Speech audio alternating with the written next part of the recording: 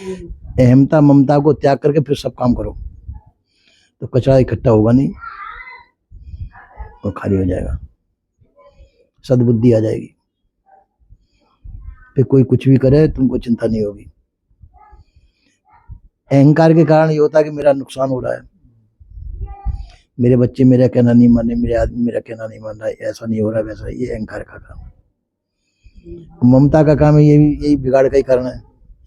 अहमता ममता को तुम दोनों को त्याग दो, चाहे नफा हो चाहे नुकसान हो, तुमको चिंता फिक्र होगी नहीं। आज को नफा हुआ तो कल को नुकसान हुआ, आज को नुकसान हुआ तो कल नफा भी हो जाएगा, बराबर बैलेंस बैठ जाएगा। चिंता खाए की। हानि लाभ जीना मरना, यश और अपयश, ये हमारे प्रारब्ध के अधीन होता है। इसमें अपन कुछ नहीं कर सकते, इसलिए उसमें समझौता करना चाहिए। हानि हो रही है, लाभ हो रहा है, आज को हानि है कल को लाभ भी होगा। जीवन है आज को तो शरीर मरण भी होगा। तो हानि लाभ जीवन मरण, यश और आज को यश हो रहा है अपयश भी होगा।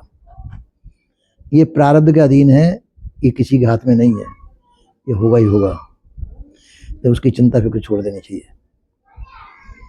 आज को तुम्हारे कोई सहेली है, तुमसे प्यार से बोलती है, अच्छी तरह से बैठती है तुम्हारे पास, कल को वो तुम्हारे से लड़ भी सकती है, तुमको गालियां भी दे सकती है। तो पहले वो दोस्ती तुमसे कर रही है, उस समय सोच लो कि कल को मेरे को गालियां भी देगी। आज को जो तुम्हारी हितकारक है, तुम्हारे पास बैठ रही है, तुमसे हंस खेल रही है, तो ये समझ लो कि कल को ये गालियां भी दे तो आज को मैं जिस प्रकार से उसकी मीठी मीठी बातों को स्वीकार कर रही हूँ, कल को इसकी गालियों को भी मैं स्वीकार कर सकती हूँ कि नहीं। तो जिस तरह से वो हंस करके खेल करके तुमसे प्यार से बात कर रही है, उसी तरह से उसकी गालियों को भी स्वीकार कर लें तो कोई बात नहीं, चल जाएगा। तो हाँ, तो हर व्यक्ति अच्छा है, वो बुरा भी हो सकता है, और बुरा व्यक्ति भी अच्छा हो सकता है, और अच्छा व्यक्ति भी बुरा हो सकता है। समय समय की बात है। कूदो समय समय की बात, काऊ समय के दिन बड़े हो काऊ समय की रात। किसी समय के दिन बड़े होते हैं, किसी समय की रात होती है, जैसे समय समय की बात होती है। इसलिए हमको इसमें घबराना नहीं चाहिए। और ये सब जो है शरीर तक सीमित है, शरीर के प्रारब्ध तक सीमित है। शरीर छूटने के बाद में ये सब चीजें यहीं की छूट जाने वाली है। तो चिंता किस बात की, सब चिंता छोड़ देनी चाहिए। तो नहीं, छूटने के लिए तो यह है कि नहीं छोड़ेंगे तो फिर उसके लिए उपाय क्या है? नहीं छोड़ेंगे तो उपाय क्या है? छूटेगा तो वैसे भी है ना। कभी ये विचार मगज में आ जाता है। नहीं आ जाए, मान लो ऐसा ये व्यवहार है, और व्यवहार में तुम्हारी ममता है, अपना समझ रहे हो, आप छोड़ना नहीं चाहते हैं, वो कर रहे हैं, कैसे भी लड़के झगड़ के कैसे भी अपना मान करके कर रहे हैं। पर ये तो है कि ये कब तक का व्यवहार शरीर तक है। शरीर एक दिन छूटना है कि नहीं, तो शरीर के साथ में व्यवहार छूट जाएगा नहीं। अपने जो प्यारे हैं तुम्हारे, वो हितचिंतक है, वो भी छूटेंगे, तुम्हारी दुश्मन भी छूटेंगे, तुम्हारे मित्र भी छूटेंगे, सभी छूटना है। तो फिर छूटेंगे तो उस समय तुम बंध करके जाओगे, उन कर्म संस्कारों के अंदर बंध के जाओगे, वो अगले जन्म में तुमको भोगने पड़ेंगे। एक सिंहासन चढ़ चले एक बंधे जात जंजीर, उस समय तुम मजबूरी में जाओगे, जबरदस्ती जाओगे। और यदि हंसी खुशी उसको व्यवहार को छोड़ दो तो आप सिंहासन चढ़ के जाएंगे। तो इसलिए ये समझ लेना चाहिए कि पहले से जब परिणाम मालूम है कि शरीर अभी मौजूद है, एक दिन छोड़ना पड़ेगा, तो पहले से बोरी बिस्तर मान के तैयार रहना चाहिए अपनी खुशी से। सही छोड़ना तो है ही, एक दिन छोड़ना, आज नहीं तो कल, एक दिन छोड़ना है शरीर तो पहले से तैयार रहो। और जिनको अपना मानना है उनको पराया पहले से मान लो। आपके कोई है नहीं, हम जबरदस्ती अपना मानते हैं। जो तुमसे नाराज हैं वो आपके दुश्मन है पहले जन्म के, और जो खुश हैं वो पहले जन्म के मित्र हैं। तो कई लोग जो संबंधी हैं पहले के दुश्मन अब के जन्म लेकर के आए तुमसे बदला लेने के लिए, सब बदला लेने, कोई बदला चुकाने के लिए आया, कोई बदला लेने के लिए आया, और उनको तुमने अपना मान रखा। यही दुख का कारण है। तो विचारमान जो व्यक्ति होते हैं पहले से समझ लें कि मेरा कोई नहीं, ये सब मेरे से बदला लेने के लिए आए हैं। तो जिन्होंने पहले तुम्हारे साथ में अच्छा किया है उसका बदला चुका दो, और बुरा किया उसका बदला चुका दो। अपने को निश्चिंत निष्पक्ष रखना है, किसी की चिंता फिक्र मत करो। हाँ, यहाँ तक कि जानवर भी जो आएंगे तुम्हारे पास में वो भी बदला चुकाने के लिए आएंगे। जानवर भी जो आएंगे वो बदला चुकाने के लिए आएंगे। एक उत्तर प्रदेश में एक गांव है, तो वहां पे जो है एक व्यक्ति जो है गाय की बहुत सेवा कर, उनके घर की गाय थी और गाय भी बहुत सीधी थी, उसकी वही सेवा करते थे। एक दिन उस गाय ने आक्रमण किया उस मालिक के ऊपर ही, और पेट पे आक्रमण किया, पेट की सब आंतें बाहर निकल आई, मैं वो सब गिर पड़ी। तो जिस गाय को वो प्रेम से सेवा करते थे रोज, उसी गाय ने उसको आक्रमण किया बिना कारण के। वैसे गाय के पास बिना डंडा लिए नहीं जाना चाहिए। गाय के अंदर कभी भी पागलपन आ सकता है, और पागलपन में वो किसी के ऊपर भी आक्रमण कर सकती है। इसलिए गाय के पास बिना डंडा लेकर नहीं जाना चाहिए, कितनी भी सीधी गाय हो। तो आक्रमण के फिर अस्पताल ले गए, फिर अस्पताल में इलाज तो हो गया उनका। ऐसा भयानक उसने आक्रमण किया उनके ऊपर, बहुत भयंकर। तो इसी प्रकार से उसने गाय ने बदला ही तो लिया, पशु बन करके आगे वो भी बदला ले रहा है। कुत्ता है, रास्ता चलता हुआ बैठा हुआ है, वो काट लेगा, वो भी अपना बदला ले रहा है। हड़कवा रोग हो जाता है उससे, उसका इलाज भी नहीं होता है। तो ये बदला ही तो ले रहे हैं। कुत्ता बन के बदला ले सकते हैं, जानवर बन के बदला ले सकते हैं, सर्प आके काट सकता है, तो बदला ही लेने दो। तो मनुष्य भी बदला ले सकता है, कोई भी व्यक्ति संपर्क में आकर के आपसे बदला ले सकता है, अच्छा बुरा। तो ये मनुष्य शरीर हमको बदला चुकाने के लिए है, किसी दूसरे का बदला चुकाने के लिए बदला लो और दो। ये कर्म क्षेत्र है, ये जो संसार जो है कर्म क्षेत्र है। कर्म करिए और पहले कर्मों को जो है उनको भुगतान करिए, अभी नए कर्म बनाइए। कर्म क्षेत्र है उसका, बस यही लीला के लिए कर्म क्षेत्र, युद्ध स्थलीय है संसार। अब यदि मतलब और आगे के लिए कर्म बनाते तो फिर भोगने के लिए फिर जन्म लेना पड़ेगा, और नहीं तो जाके अपना छुटकारा करना चाहो तो छुट्टी ले लो, अपने कल्याण को प्राप्त हो जाओ, इससे छुटकारा मिल जाएगा। तो ये तो अपन खुद उसमें रुचि लेकर के एक कर्म क्षेत्र तैयार करते हैं और खेलते हैं। अगर रुचि नहीं है इसमें तो छोड़ो झंझट, क्यों झंझट में फंस रहे हो। जिस प्रकार से हम समझते हैं कि भाई बहुत दुखदाई है संसार, तो संसार में रहते क्यों? तो बस ये तो मामला है ना, है ना। उगलत बने न खात विधाता का बेपद दही केर। कहते हैं सर्प जो है छछूंदर को मुंह में दे लेता है, अगर उगलता है उसको तो आंखों से अंधा हो जाता है, और खाता है तो मरता है वो सर्प। हाँ, तो अब वो सोचता है कि अब मैं क्या करूं,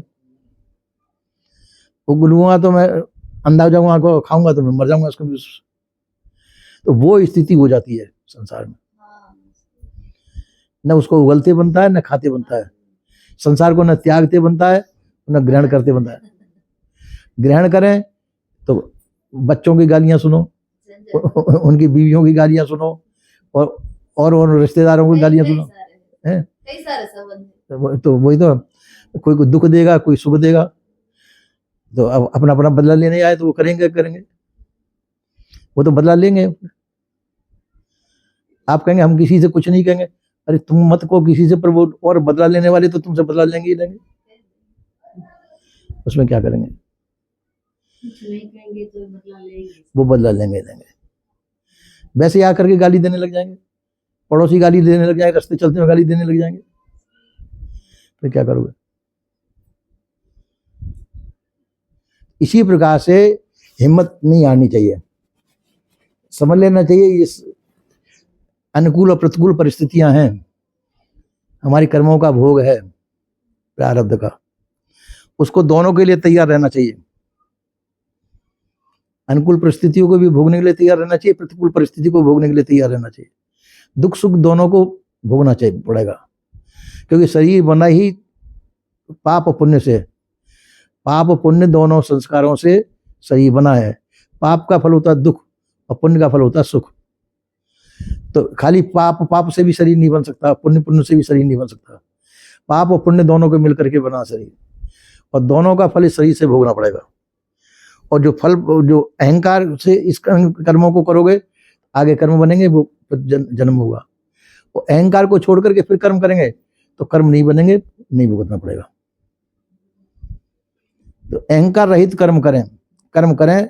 कहते हैं कर्म करे और रहे अकर्मी ऐसी युक्त बनावे बतावे, संतोष सोई सदगुरु में भाव है। कर्म करें और रहे अकर्मी, वो मतलब अहंकार से रहित होकर के कर्म करिए, तो कर्म नहीं बनेंगे। वो अहंकार को लेकर के कर्म करेंगे तो वो बनेंगे और भोगने पड़ेंगे।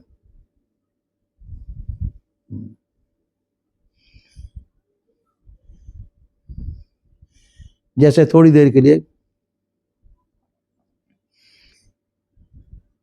तुम्हारे बच्चे हैं और बच्चे मतलब कुछ गलती हो गई उनसे, अब हम मुकाबले में जाकर के उनकी सफाई देनी है। मालूम है कि बच्चे की गलती है, हमारी बच्चे की गलती है, अब मुकाबले के जाकर के अपने बच्चे की गलती आप स्वीकार नहीं करेंगे, अपने बच्चे का पक्ष लेंगे। जानते हैं कि बच्चे ने गलती की है, फिर भी हम अपने बच्चे का पक्ष ही लेंगे और गलती स्वीकार नहीं करेंगे, उसको बचाने की कोशिश करेंगे। तो इसी प्रकार से हमारा पक्ष रहता है संसार में। हम बचना चाहते हैं, अपनों का बचाना चाहते हैं, दूसरे को फंसाना चाहते हैं, और ये इसी उथल पुथल में हम फंस जाते हैं। अगर बिल्कुल पाक साफ रहें तो न फंसो न फंसाओ, अपने पाक साफ हो, न अटको न अटकाओ किसी को। तो यही अहमता ममता है। वो अहमता ममता को छोड़ करके सब कर्म करिए, अब न फंसेंगे न फंसाएंगे किसी को। संसार में रहो, पर संसार में अपना और अपने लिए मत मानो किसी को। यही माया, मैं और मोर तोर ते माया, मैं और मेरा, तू और तेरा, यही माया का रूप है। इसको न समझ करके बस व्यवहार करो, कर्तव्य परायण होकर के कर्तव्य का पालन करो, अपने कर्तव्यों को निभा लीजिए, पर कर्तव्यों का अहंकार मत लीजिए। कर्तव्य तो करें पर कर्तव्य का अहंकार मत लो, तो कर्तव्य तुम्हारे बंधन का कारण नहीं बनेंगे। और कर्तव्य के अंदर यदि तुमने अहंकार ले लिया तो वो कर्तव्य तुमको दुख सुख के वो हो जाएंगे और वो बंधन देंगे। तो अहंकार को लेकर के कर्तव्य नहीं करना चाहिए। अहंकार रहित होकर के स्वाभाविक रूप से जो कर्तव्य बनता है, कर्तव्य का पालन कर दो, तो वो तुम्हारे बंधन का कारण नहीं बनेंगे। जहां अहंकृति उत्पन्न हो जाएगी वहीं बंधन हो जाएगा चालू। इसलिए सभी प्रकार की अहंकृति को लेकर के कर्म करो। अपना पराये का भाव छोड़ देना चाहिए, यही माया का रूप है। ये मेरा है, ये किसी और का है, ये समझना चाहिए। सभी जीव अपने अपने कर्मों को भोगने के लिए संसार में आए हैं। कोई किसी कहानी से आया, कोई किसी कहानी से आया, कोई किसी कहानी से आया, कोई सर्प कहानी से आया, कोई बिल्ली कहानी से आया, कोई कुत्ता कहानी से आया, कोई मनुष्य कहानी से आया। तो वो लोग आकर के अपने अपने स्वभाव में बरतेंगे, नहीं बरतेंगे। अब तुम्हारे संबंधी है, अब कोई बिल्ली कहानी से तुम्हारे आगे, कोई कुत्ता कहानी से आगे, कोई मनुष्य कहानी से आगे, तो सब अपने अपने स्वभाव में बरतेंगे, तो तुमको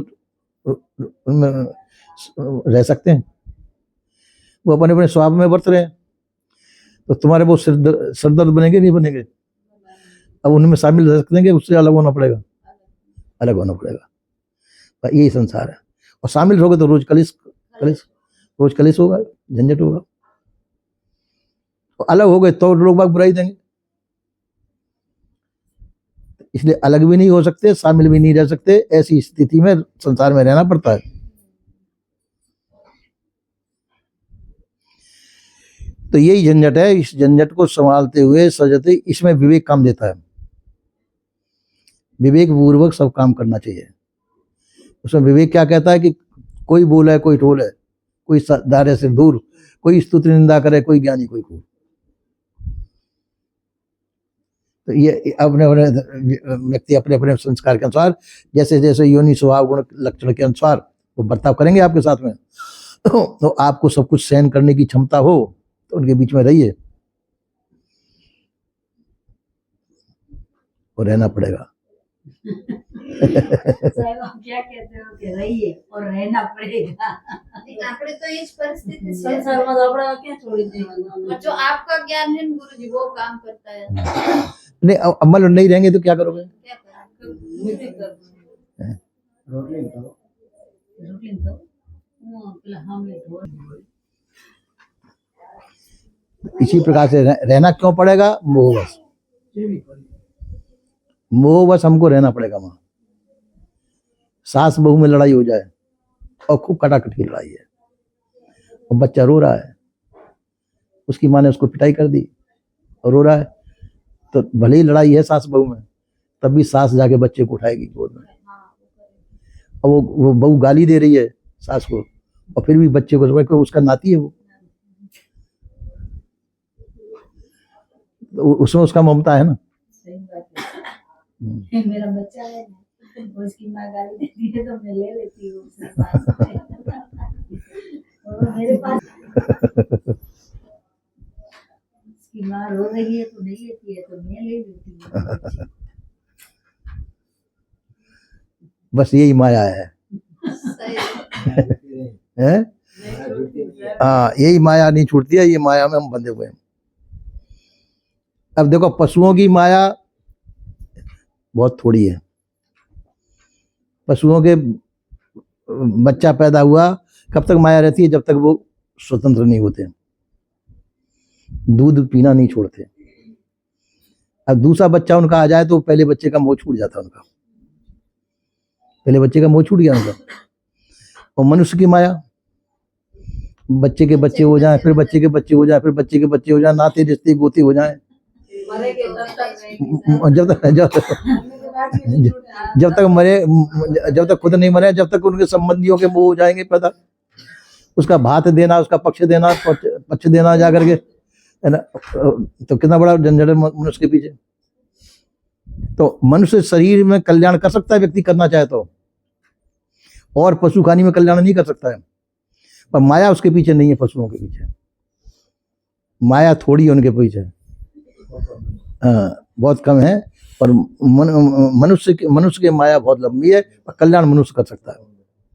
पर माया को छोड़े तो, माया को छोड़ दे तो कल्याण अपना कर सकता है मनुष्य, और पशुओं में कल्याण नहीं हो सकता जब माया थोड़ी है उनकी, तब भी क्यों? विवेक नहीं है उनके अंदर।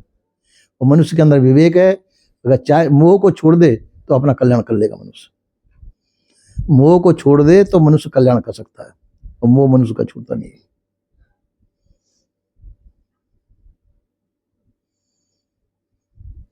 माँ कितनी भी नाराज हो जाए पुत्र से, और खूब लड़ाई हो जाए बहू बेटों से, और पुत्र करे मैं तो कुएं में जाके गिरता हूं, तो माँ उसका हाथ पकड़ लेगी पुत्र का। अगर पुत्र ये कह दे जाकर के मैं तो कुएं में जाके गिर रहा हूं, या रेल से कट के गिरता हूं, माँ कितनी भी नाराज है और पुत्र को मरने नहीं देगी, हाथ पकड़ लेगी उसका। ये माँ का मोह होता है। बच्चा 4 दिन पहले माँ को गालियां दी हो पुत्र ने, कितना भी लड़ा हो झगड़ा हो, फिर भी माँ का मोह इतना होता है।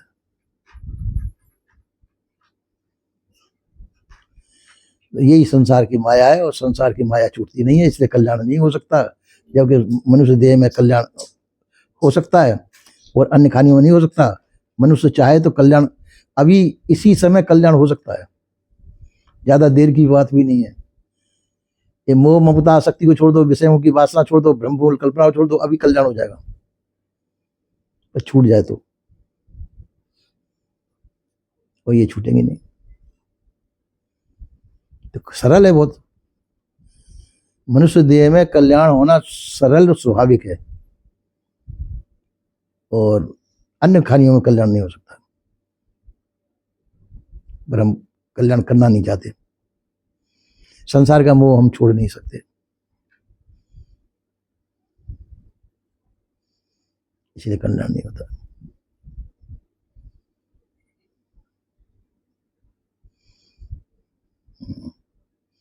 और कुछ पूछना है? सर मुझे पूछना है, हम्म, जैसे किसी को चाकू मारा, वो मर गया, तो उसकी सजा हुई, तो बॉर्डर पे वो फौजी जिसको मार रहा है उसको भी वही सजा मिलेगी? उसने भी इंसान मारा है, इसने भी इंसान मारा है, जैसे कर्म हुआ तो दोनों का एक ही भुगतना हाँ। पड़ेगा। नहीं, उसने भी मारा है, इसने। उसने परवश होकर के कर्म किया है। बॉर्डर पे जो पुलिस वाला लड़ रहा है वो परवश से मजबूरी है, उसकी मजबूरी है, नौकरी नौकरी करता है, उसको नौकरी का पालन करना पड़ेगा।